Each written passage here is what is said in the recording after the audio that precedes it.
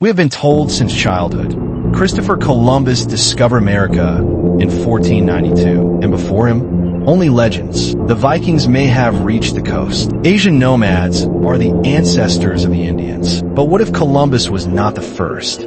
What if 100 years before him, in the jungles of Peru, along the coast of Ecuador and Chile, the Chinese landed? Sailors of the Celestial Empire, led not by glory, but by the stars and a burst of spirit. This is not just an assumption. This is an alternative reconstruction based on ancient sea charts, archaeological finds, and forgotten chronicles of the Chinese Ming Dynasty.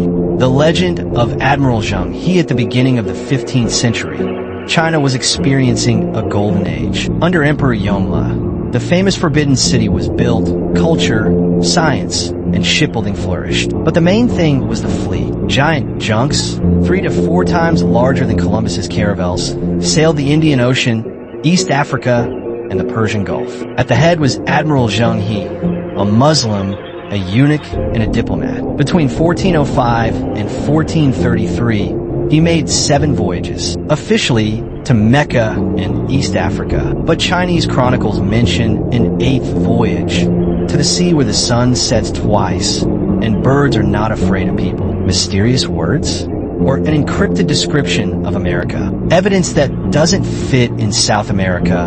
In the Andes, ceramic vases with images of dragons that are not similar to local styles were found. In Peru, there are gold items made using a technology similar to the Qin alloy technique. In Ecuador, there are Chinese stone coins dating back to the 14th century. Even more interesting, in the Chronicles of the Incas, there's a legend about people with white sails and long nails who came from the east, left behind writing, and disappeared into the sunset. And in 2002, researchers from China found a map in the archives of the Ming Dynasty on which South America is clearly drawn with the annotation, "Islands beyond the waters of the turtle." People with backs like armor and throats full of song. What if they had stayed? Let's imagine.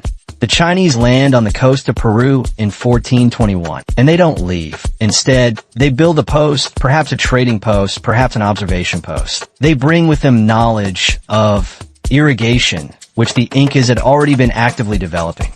Now a synthesis of the two approaches, writing, building wooden palaces with dragon roofs, and, most importantly, porcelain and metallurgy. 50 years before Columbus, a hybrid civilization could have arisen on the coast of South America, the Incas with Chinese technology. And when the Spaniard arrived there in 1532, they would have encountered not savages, but fortifications, writing, philosophers, and Chinese military tactics. The conquest would have failed in the first year. An alternative history of South America. If the Chinese had settled, the continent would not have fallen under European rule. Christianity would not have become the dominant religion. The languages of America would have been a mixture of Nahuatl, Quechua, and Cantonese. The largest cities, Lima, Bogota, would have become cultural centers of Confucianism. Paper and the printing press would have appeared here 200 years earlier. By 1700, South America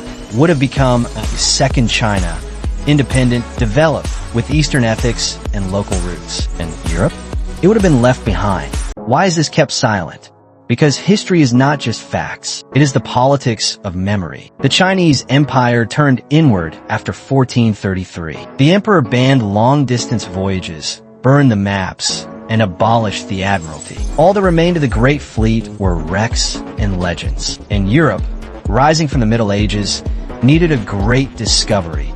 A hero discoverer who would be white, Christian, and Spanish. Columbus became this hero. Everything that could overshadow him was removed, including Chinese traces on the other side of the planet. Traces that cannot be erased. Today, in some remote villages in Ecuador and Peru, rituals have been preserved that use drums in the shape of Chinese gongs, decorated with patterns reminiscent of Oriental clouds. Perhaps this is a coincidence, or perhaps echoes of a visit that changed everything, but which we forgot to record. A map found in a Chinese archive is kept in a safe under glass, and on it is one fragment, an island with a caption in man.